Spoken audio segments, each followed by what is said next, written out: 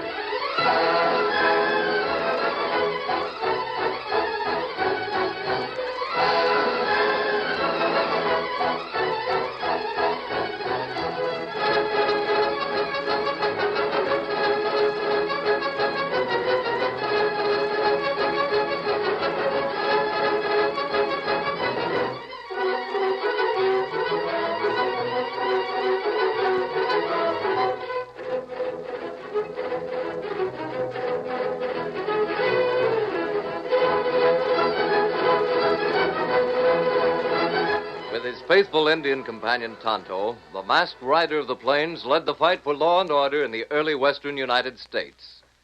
The stories of his strength and courage, his daring and resourcefulness, have come down to us through the generations, and nowhere in the pages of history can one find a greater champion of justice. Return with us now to those thrilling days of yesteryear. From out of the past come the thundering hoofbeats of the great horse Silver. The Lone Ranger rides again. Come on, Silver! We're heading for the Missouri River. Hail, Silver! Hoy!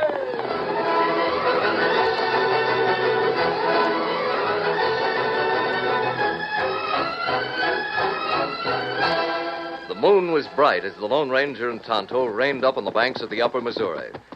One of the great riverboats, ablaze with light, was steaming past, and faintly, below the sound of the paddle wheels, the masked man and the Indian could hear music and singing on board.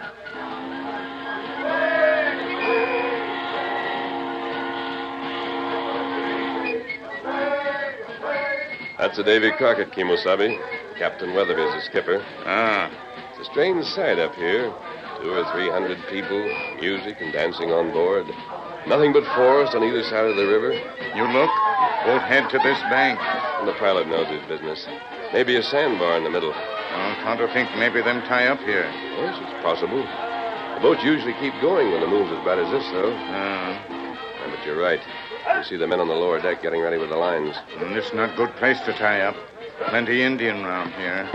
Not good Indian. Looks like a fight going on. What do you mean? Near the gangplank. You ride a little closer and find out what it's about. Come on, Silver. Get him up, Scout.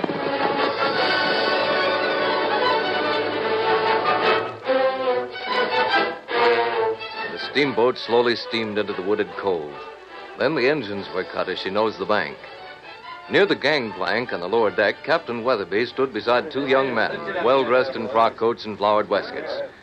They were objecting strenuously, but the captain cut them short with a gesture as he turned to the deck crew. Make fast those lines! Aye, aye, skipper! Now down with the gangplank! Aye, aye, sir. There you are, gents. This is where you get off. You can't do this to us, Captain. Can't I? I can do anything I want aboard my own boat. That forest out there. How are we going to find our way through it? Follow the river. We haven't any horses. And what about Indians? Now, look, Captain, listen to reason. The rule is that there's no gambling on the Davy Crockett.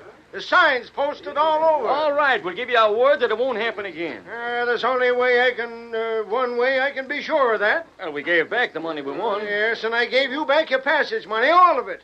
I get moving down that gangplank, or I'll have the boys give you a lift. Captain, what's the For matter? the last time. Come on, Greg. We have no choice. Oh, well, we've been in worse spots. I'm ready. This'll be a lesson to every professional gambler on the river. From now on, they'll steer clear of the Davy Crockett. Stand by to cast off, men.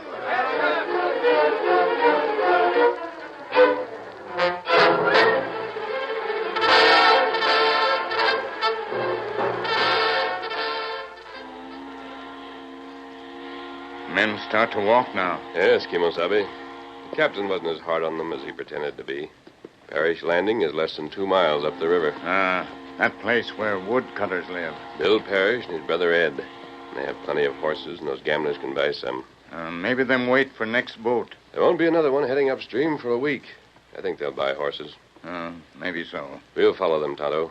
Not close enough to be seen. Just in case there are Indians around. Come on, Silver. Get them up, Scout.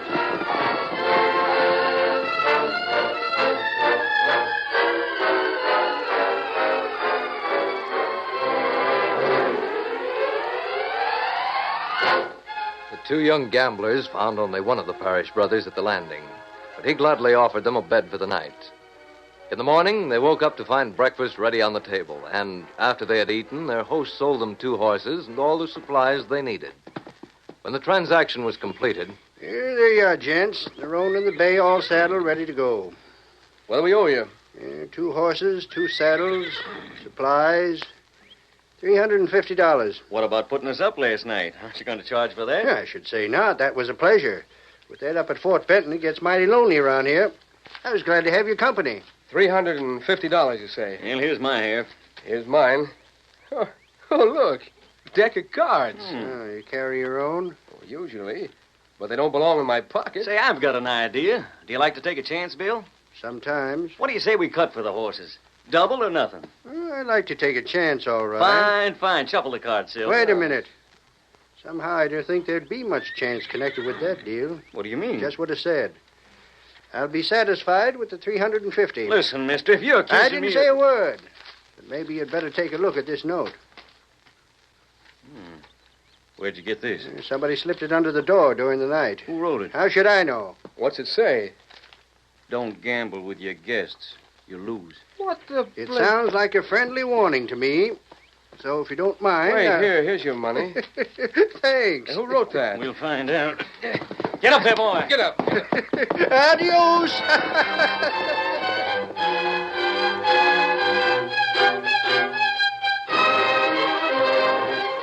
Bill had suggested that instead of following the banks of the winding river, they take the forest trail. So Greg and Silk headed straight west. The trail was wide, but the great trees met overhead, and even at noon they rode through shadows. Silk became a little worried. You think we've made a mistake? How? By not sticking to the river. You heard what Parrish said. This trail through the forest saves us a couple of 100 miles, and there's no chance of missing it. It's practically a road. Lots of travel. The wagon tracks we've been following couldn't have been made any later than yesterday. Might have been today. Even so, Greg, the forest is awfully thick around here. And Parrish had to admit there were Indians. Well, our horses are good. If we can't outshoot them, we can outrun them. Maybe. I only wish we'd stick... Say, here. Whoa there, whoa. That shot wasn't far away. You're telling me. No more of them, though. Maybe the wagon's just up ahead of us. One of the men could have taken a shot at a deer. Yeah, that's it. No, it isn't. Well, which way do we ride? Do we hit the back trail, or do we ride and see what it's about? I'll flip a coin. Call it. Heads we go on, tails we play it safe. It's tails. Mm-hmm. Well, let's go on anyway. Keno. Get up there. Come on, Ed. Get up.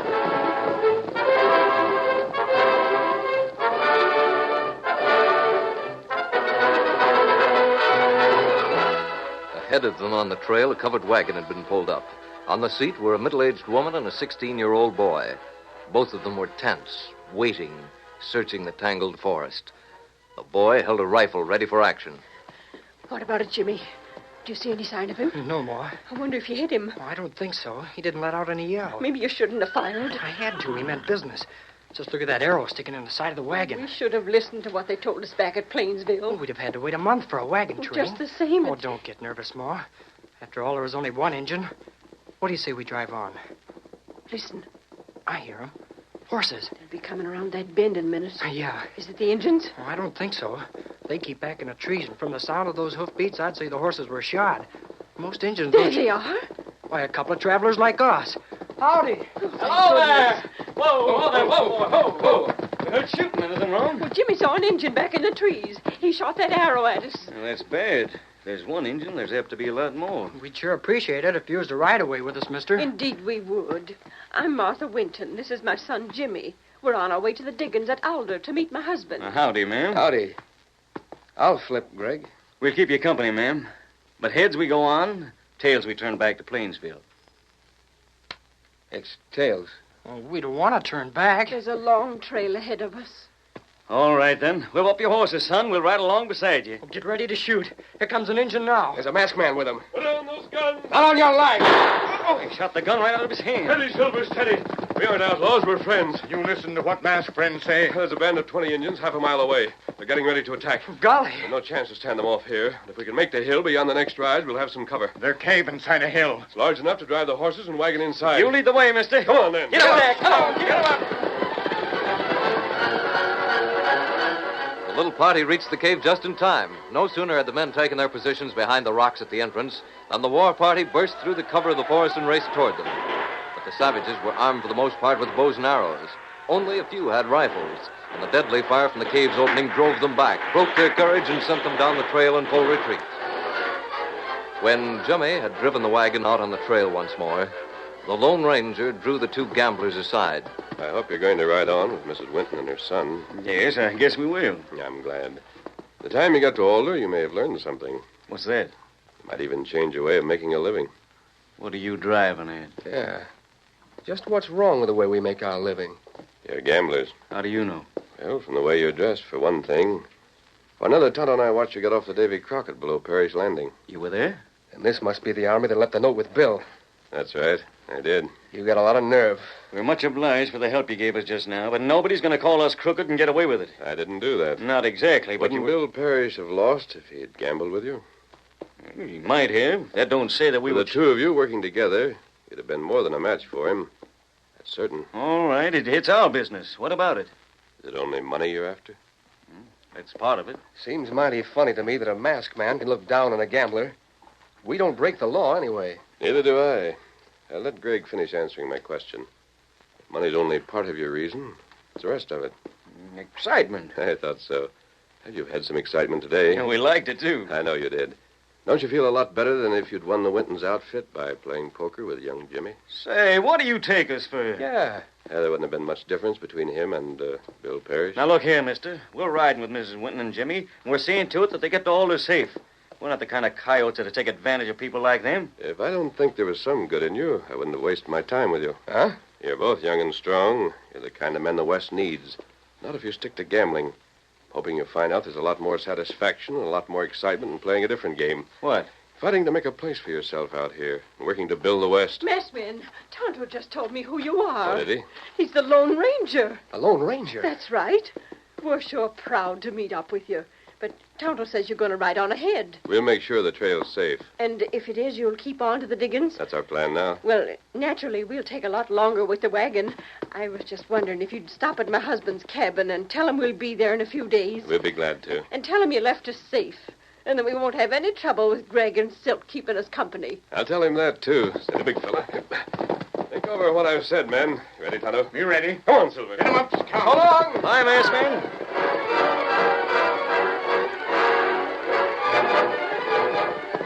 Steady, Silver. Easy Go, going. fella. Oh. Let's see. Here it is. The name on the stake is Ben Winton, Tonto. This must be his cabin. It's nearly midnight. We'll deliver our message and then make camp beyond the gulch. Who's there? Friend! You can come in a minute. Something strange about his voice, Kimosabe. I'm going to take a look in the window. What him do with that gun? Quick, Tonto, we got to break in. Oh, get out of here. Let go of my arm. You can't stop me. Kimosabe! I've killed him.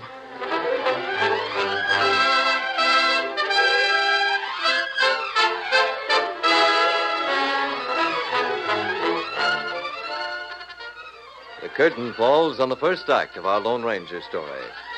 Before the next exciting scenes, please permit us to pause for just a few moments.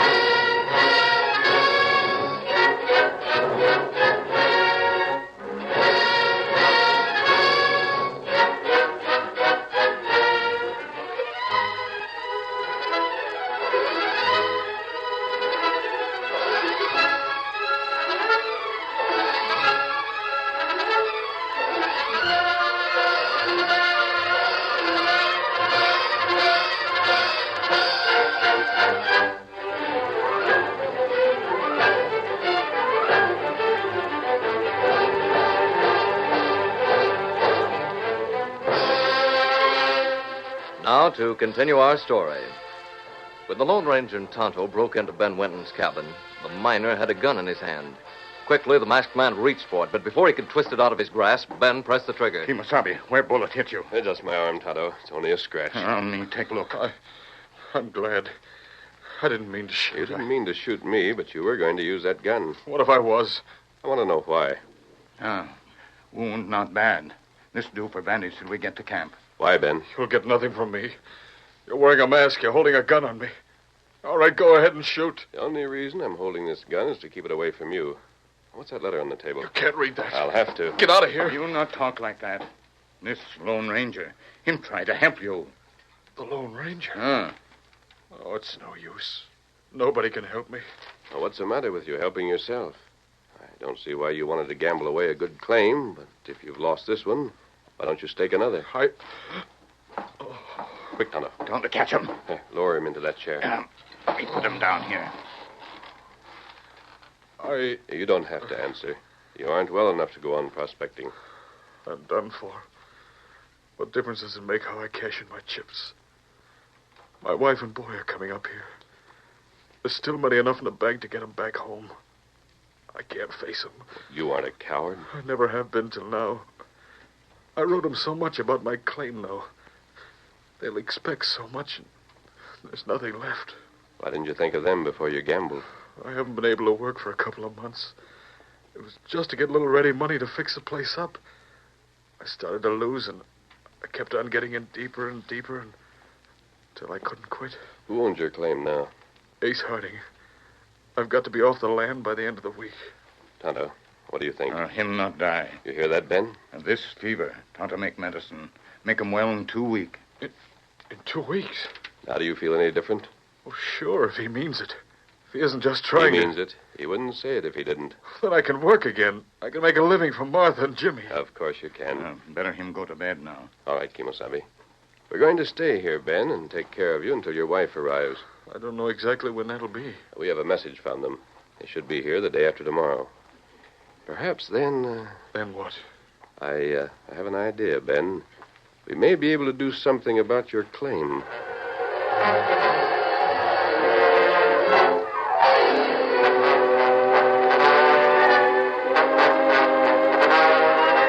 It was not until the Winton family was reunited that the Lone Ranger spoke of the claim again.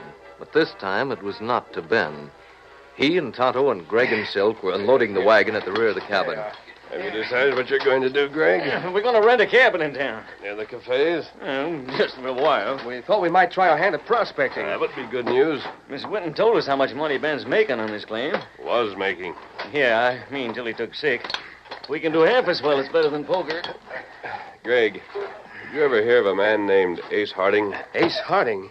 Why, that polecat. If you judge all gamblers by him, no wonder you don't have a good opinion of the breed. Is he crooked? It's a hound's hind leg. Why are you asking about him? Well, he's the man who owns this claim. He won it from Ben last week at poker. Huh? He cheated him out of it. You can bet on that. Do you think you two are a match for Ace? I should smile. We know all his crooked tricks backward and forward. He steers clear of any game we're in. Kimasabi. Yes, Tonto? That boy at corner cabin. Maybe him hear you. I'll talk to you two in town tomorrow night. Come on, Jimmy. Lend a hand with these supplies.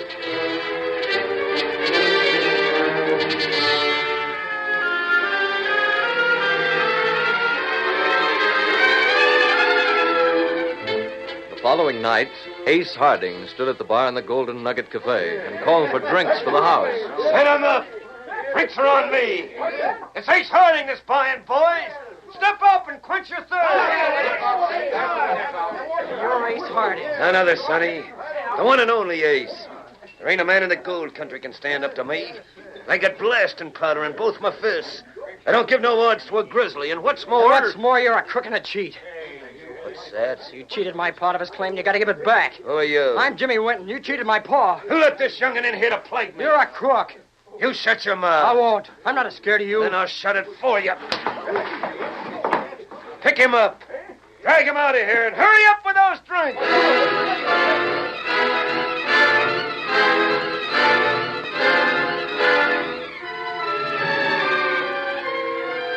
At that moment, the Lone Ranger and Tonto swung into the saddle and gave their great horses free rein. They left their well-hidden camp behind and raced toward the town where they'd promised to meet Silk and Greg. But a mile from the outskirts, they saw a slight figure riding toward them. As they drew closer, the Lone Ranger recognized him. Hello, that's Jimmy Winton up ahead. That's right. Rein up, Jimmy. Easy, boy, easy. Woo. Howdy, masked man. What are you doing so far from home at this time of night? I've been into town. Oh, what for? I had some business to take care of. You've been crying, Jimmy. No, I haven't. Your jaw. What's happened to it? I don't care. He's bigger than I am now. But just wait till I grow up, then I'll show him. Who are you talking about? Ace Harding. I told him he was a crook. And did he hit you? I don't care. I'll show him. Ace Harding can't wait until you grow up to be shown. Now, you go straight home. Yes, sir. Get up there. Get up. Tonto. You know where Greg and Silk are staying? Tonto show you. We'll stop there first, and we're going after Ace. Come on, Silver. Get him up, Scout.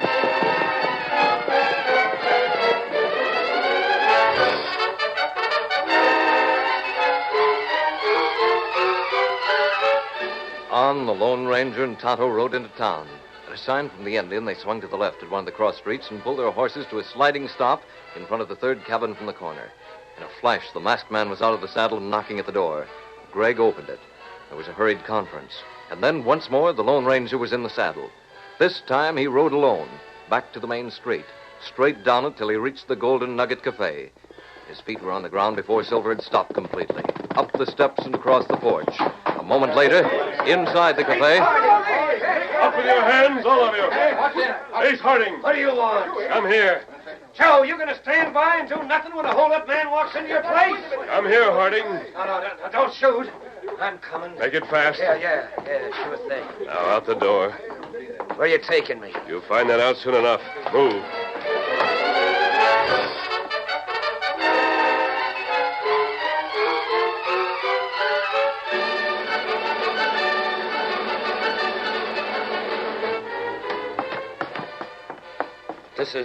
This is my own cabin. Just walk right in.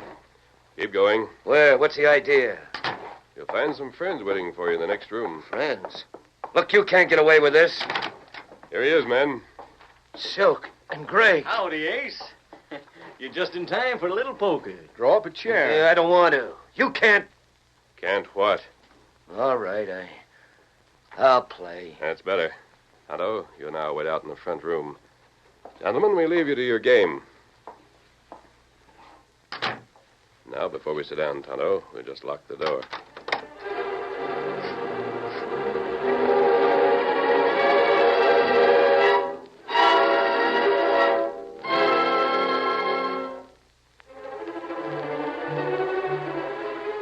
Kimasabi, you awake? Yes, Tonto. It'd be morning 1 more hour. I know. The game's lasted a long time. You tell Greg, Silk, to play fair. Yes, I did. They'll see to it that Ace does, too. But maybe them not win. They don't? Well, that's too bad. I still have a little score to settle with Ace, but... Somebody knocking door. See what they want.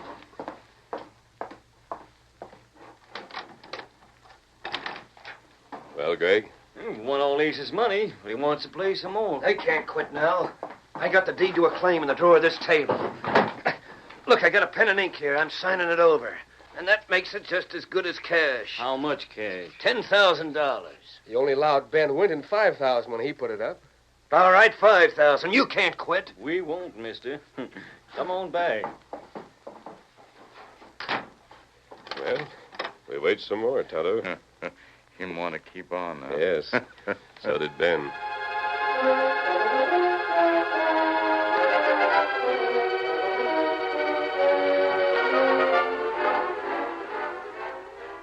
Sunrise, Kimasabi. There come knock again. Well, let's hope.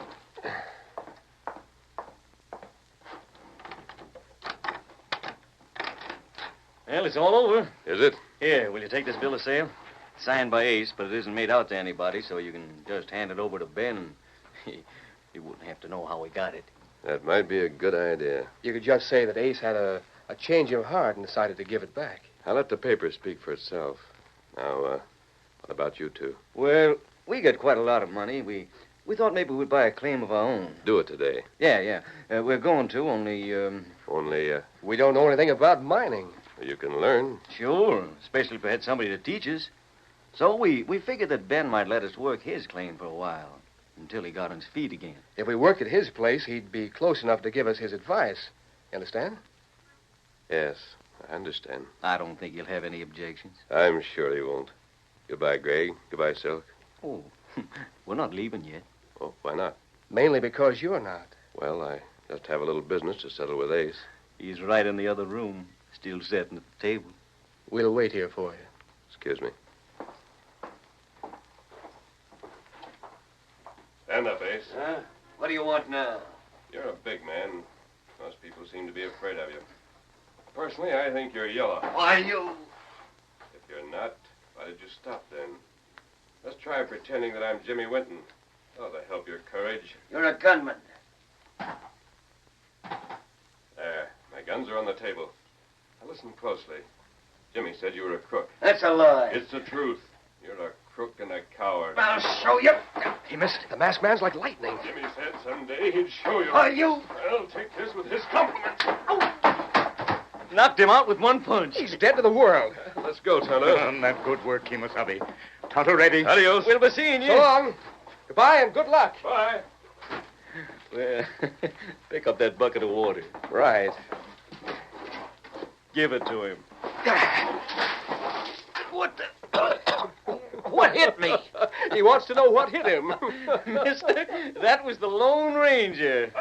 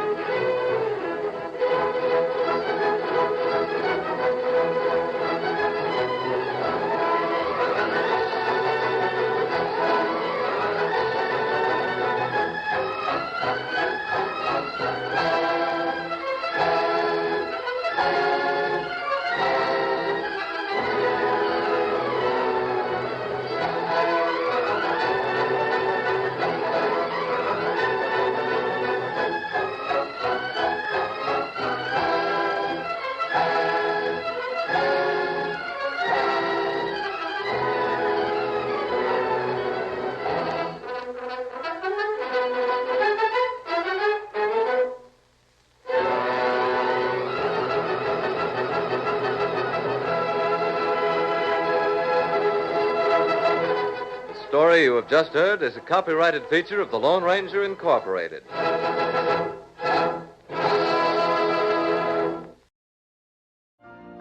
You've been listening to the OTR Gold Network. Find more classic radio at otrgold.com.